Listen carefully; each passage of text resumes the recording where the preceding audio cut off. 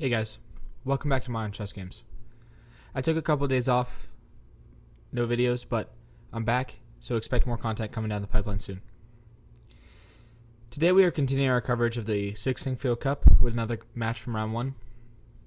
We have Aronian, a super GM from Armenia with a peak FIDE rating of 2830 playing the white pieces, and his opponent is Karjakin, a super GM from Russia with a peak FIDE rating of 2788. Aronian begins e4, and Karjakin responds with e5, double king's pawn opening. This is a little less popular than c5, the Sicilian defense, but still we see it a lot at high-level play because it's more of a safe opening choice, and a lot of top players like playing draws positions because it's more dangerous to play risky lines, even if they have a higher winning percentage. Okay, so we see knight f3, and we see knight f6. Knight c6, sorry, just common opening lines. And Aronian plays bishop b5, the Roy Lopez, which is one of the most respected chess openings, and one that we see a lot at high level of play. Karjakin plays knight f6, which is the Berlin defense, which is slightly less popular than a6, which is the Morphy defense, but a lot of top players have been playing it consistently for a while now. So next we see Aronian castle, and we see knight takes e4, and this is called the Rio Gambit. If you guys want to see me cover these openings and variations in more depth, just tell me that in the comments and I'll make some videos on it. We see d4, and we see knight d6. We see bishop takes c6, and we see d takes c6.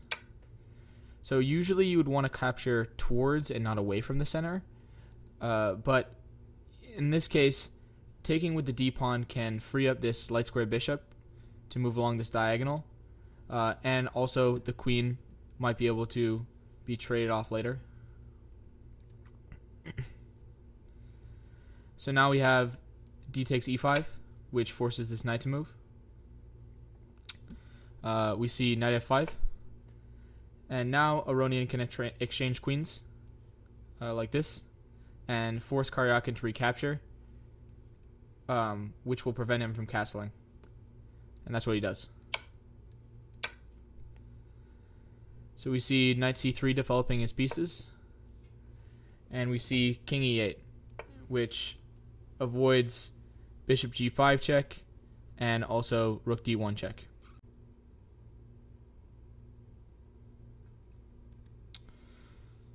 Okay, so here we see h3, and we see h5.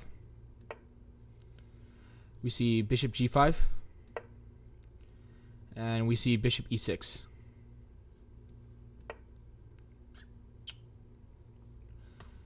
Now we see rook fd1 getting to the open file, and we see bishop e7 offering this exchange. Now we see rook d2 preparing to double up his rooks here. I think he could have played something more like g3 here, which is planning on expanding on the king side, maybe being a little bit more aggressive.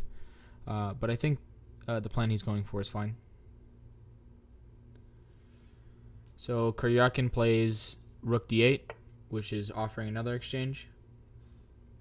And this time Aronian takes it. We have rook takes d8, and now king takes d8.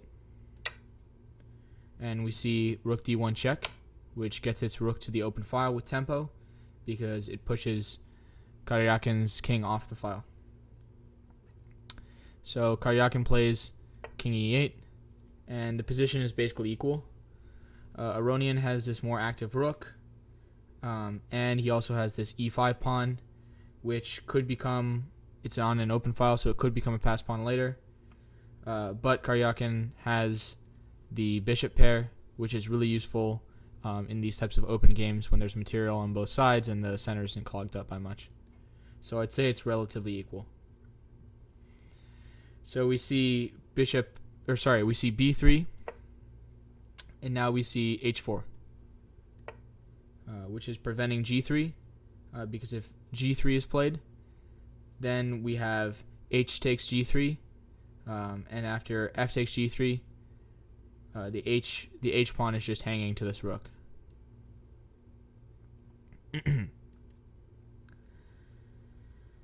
Okay. So we have bishop c1, which is planning on repositioning to the queen side. And we see a5, which I think is a little bit worse than b5 because it doesn't have the possibility of this double pawn recapturing and bettering your pawn structure later. We see knight e2, with the possibility of pressuring these bishops with knight f4. But I think that knight g5 is a little bit better because it harasses this these bishops, and also with the possibility of an exchange in which Karjakin will lose the bishop pair, and also Aronian will have a very active square for his bishop. So for instance, if we go knight g5 and he recaptures, now we can recapture on g5 with our dark square bishop, and our bishop has gained a very active square here, adding pressure to this pawn as well. However, we do see knight e2, and now we see bishop d5, which is possibly predicting the fact that Aronian will bring his knight over here to f4, and if he were to recapture here, now Karjakin can move his pawn into the center.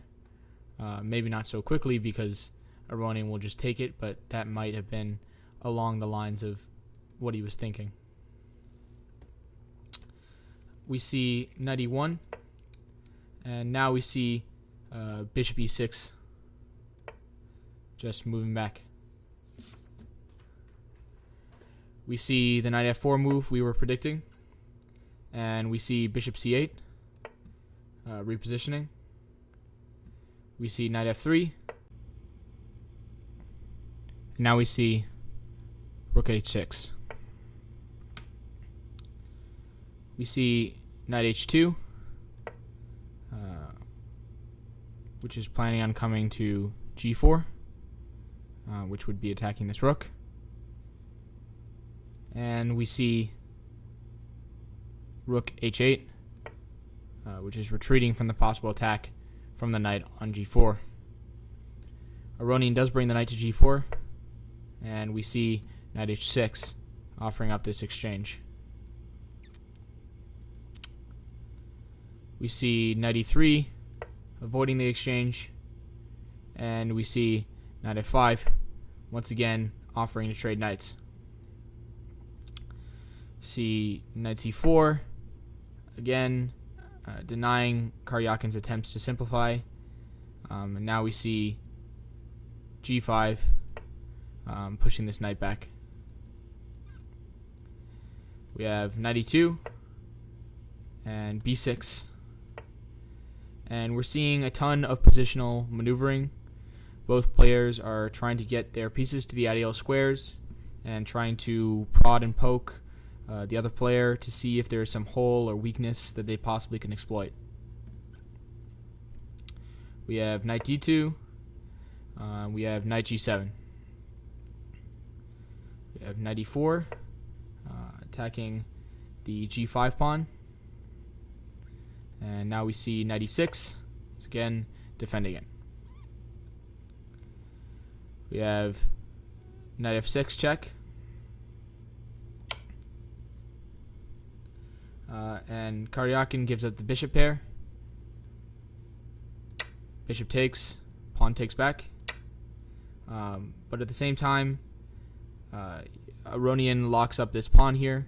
It's not going to be really advancing because this pawn is going to be blocking it. So both players lose something in the exchange. However, this pawn deep in Karjakin's territory is a potential threat which he will have to deal with at some point. Now Karjakin plays rook g8, but I think that really Karjakin should focus on his queenside majority here, because often when you have a majority in chess, that's really the side you want to push on instead of being passive and trying to stifle your opponent's attack on their own side. So most often, really, when you're down and you feel like the opponent is pressing the attack, you want to try to get your own aggressive counterplay instead of trying to play from behind and defend, because when you're on the back foot, it just leads to more of an advantage for the attacking side. So now seeing the rook on the g file, Aronian plays f3, which squashes any g4 idea because the recaptures are just going to be there protected. And now we see rook g6, which is attacking this solitary pawn. We have bishop b2, which protects this pawn and gets the bishop to this very long diagonal. Aronian is really leveraging his bishop well here, allowing it to control these large areas of the board, moving it to the key squares, really just using his bishop extremely well. We see bishop d7 and knight c1. And Aronian is possibly thinking about relocating his knight to e5 with knight d3 and knight e5, getting it to this sort of key square where he can attack both this bishop, the rook, and the pawn that's blocking the advance of his own pawn deep in Karjakin's territory. So this e5 square for his knight is where really he's shooting for. We see c5 trying to initiate a queenside attack, and we see bishop e5, which is tying the knight down to this c7 pawn here. We see king d8, protecting the pawn. So now we see knight d3, planning once again to relocate his knight. And we see king c8, possibly planning on activating his king into this attack he's got here. We see bishop back to b2, which is freeing up the e5 square for the knight to come to. And we see bishop e8, which is avoiding this knight fork here. We see rook e1, which pins this knight to the bishop, because if the knight were to move, the rook could just come here and scoop up this bishop for free. And we see rook g8. And I think this is a mistake. Karjakin is playing defensively and worrying about Aronian's attack, and also the pinned knight. I think the reason he makes this rook g8 move is so that he can move his knight so that the rook won't be able to just take the bishop. So he's really focusing on defending his pieces here. But I think he needs to accept that Aronian is better on the king side, and really go for aggressive counterplay on the other side, with something like king b7, really trying to get his king into the attack, and go for just ignore the king side and try to force Aronian to think a little bit more defensively on the queen side, and that might help him sort of neuter what Aronian's trying to do on the king side. Because if he keeps trying to play defensively, Aronian can just keep expanding, keep focusing on that attack, and it's going to get out of hand. But he does play rook g8, and now we see rook e4. And this is just developing his rook, putting it in good position, putting it in an aggressive position. We see king d8, and Karjakin is further panicking and trying to cover up this kingside attack and just forgetting about his queenside majority. We see king f2, which is starting to get his king into the action, and we see knight f8, which is thinking about repositioning, possibly coming over here, attacking this pawn.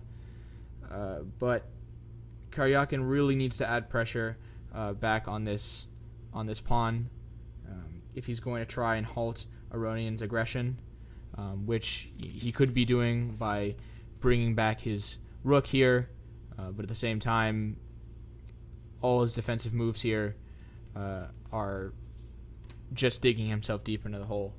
But But I think that here rook g6, bringing his rook back, is a better move, because knight back to f8 to h7 accomplishes the same thing except in 2 moves, so he's really just wasting moves at this point. So now Aronian's knight finally reaches the square it was hoping to come to, knight on e5, and this is just a really good position for his knight, putting pressure, tons of pressure on Karjakin's position, and just phenomenal square. Can get to most places it needs to go on the board. We see knight h7 completing the repositioning and adding pressure onto this pawn here, and we see f4, which is trying to get rid of his double pawns and possibly free up his g pawn to start advancing. We see rook h8, and now we see knight f3, which is just adding more pressure onto this g5 pawn. And now, since the pawn is just so overloaded, Karjakin is forced to take. G takes f4, and rook takes f4.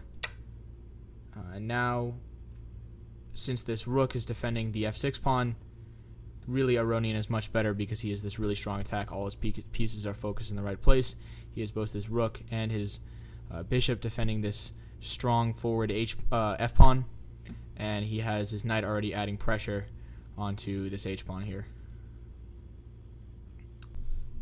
Okay, so here we have knight f8, once again repositioning, but I think Karjakin is still playing way too passively, and here Aronian can pick up an extra pawn by taking h4, forces the rooks to come off the board, and he has the exchange and picks up an extra pawn in the process. So Aronian is much better, up a pawn with a much more aggressive position. You see his pieces are really involved in his kingside attack.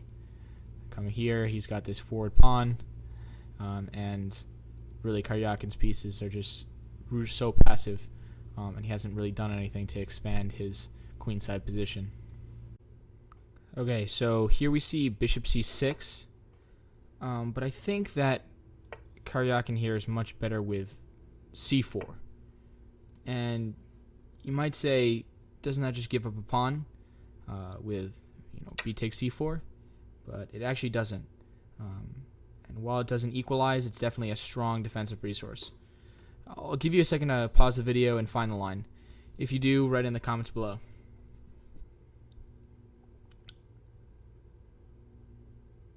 Okay, so the move is bishop a4, which is in the first place threatening this pawn on c2, which is currently undefended. If white does nothing, black can just take bishop c2. And now that white's queenside structure is sabotaged, black can really push forward with his majority attack and hopefully gain some counterplay. So white's other option in this scenario is to save the c2 pawn by pushing it up, say c3. But it hurts him in several key ways.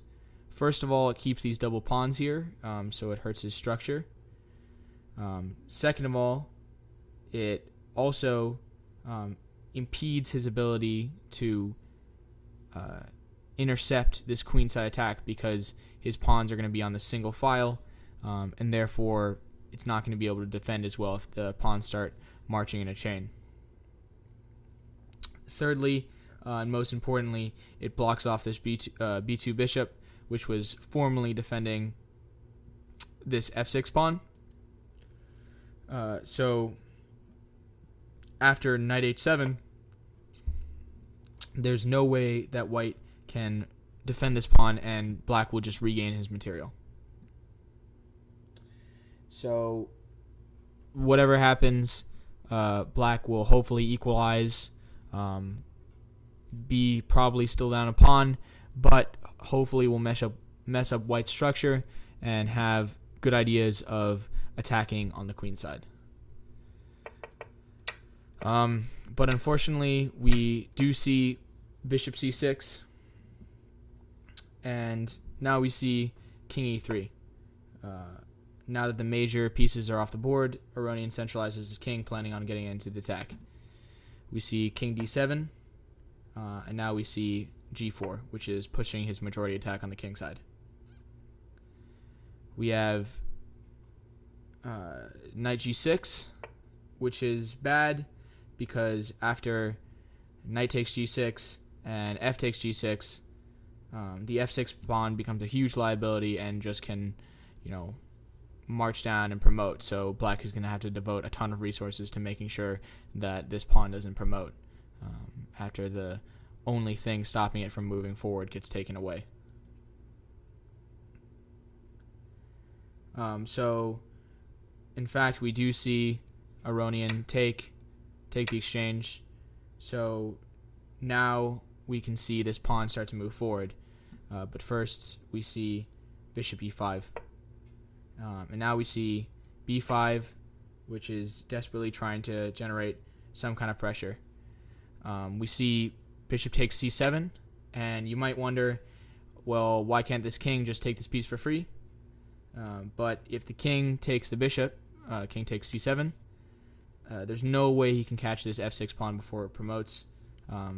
So essentially, at first, white will be trading a bishop for a pawn, but in reality, he's trading a bishop for a pawn and getting a queen, which is obviously just winning. So in this position, black can't take, and white just gains a free pawn. We see a4, and now we see bishop b6, which is threatening to take this c5 pawn. We see a takes b3, and we see c takes b3, which I think is a really nice move because it preserves this a2 pawn, which is on this open file here.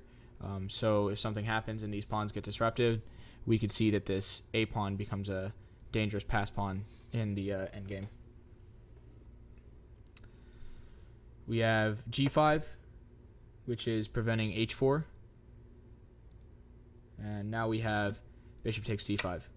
And Aronian is doing an excellent job of expanding his advantage. Sometimes I'll talk about that a lot because it's a really useful skill to have once you're up in a game, knowing how to use that advantage and capitalize it so you can turn that smaller advantage into a larger one and convert that into a victory. We see king e6, which is threatening this f6 pawn. And now we have bishop d4, which is protecting this pawn. Okay, so here we see bishop g2, which is attacking this h3 pawn. And now we have h4. And we have g takes h4, which gives Karjakin a pass pawn, which is dangerous, but Aronian knows that he'll be able to convert first. We see king f4, which is a great move because if Karjakin advances his h-pawn, Aronian can play g3, which will stop the pawn from advancing any further, because if the pawn advances to h2, then Karjakin can just take this bishop on g2, and even if the pawn promotes, the king can just take it right away. So there's really no danger of this pawn promoting anytime soon. So now we see king f7, and we see g5. We see h3, and we see Aronian play that move that he planned for, king g3, which prevents any ideas of pushing this pass pawn. We see king g6, which blocks the advance of this g-pawn. However, Aronian has a very simple game plan because he also has this pawn majority on the queen side, so he can easily turn it into a huge threat by playing a4, and then after b takes a4 and b takes a4, he has another pass pawn which he can just march up and promote. So no matter really what Karjakin does here, it's a losing battle. We see bishop e3, which is defending this g-pawn, and we see king back to f7. We have bishop d2, which is a waiting move, seeing what Karjakin will do before initiating with this a4 plan.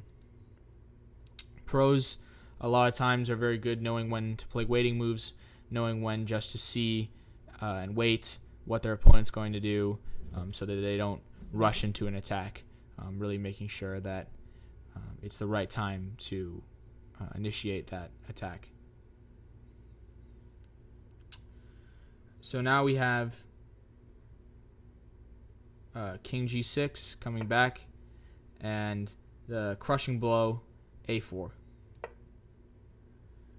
We have B takes A4, and B takes A4, and King F7. And at this point, Karjakin is just repeating moves. He knows there's nothing really he can do in this position. He's just waiting for the proper moment to resign here.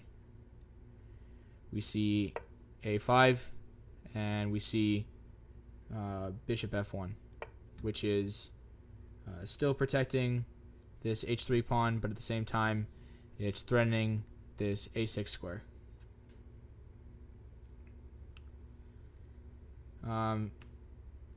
We see Bishop F4, which is a great move because Aronian wants to activate his king here, which is currently defending this pawn. But if he does activate his king, he doesn't want to worry about the pawn advancing. So he pushes bishop on f4 so that if his king moves, he can defend this h2 square and prevent the pawn from promoting. So he uses bishop as a defensive piece while using his king to force these pawns through. So now we see another move, King G6, just waiting for Aronian to wrap up the game at this point. We see King G4, activating his king and allowing the bishop to cover this h2 square. And we see King F7.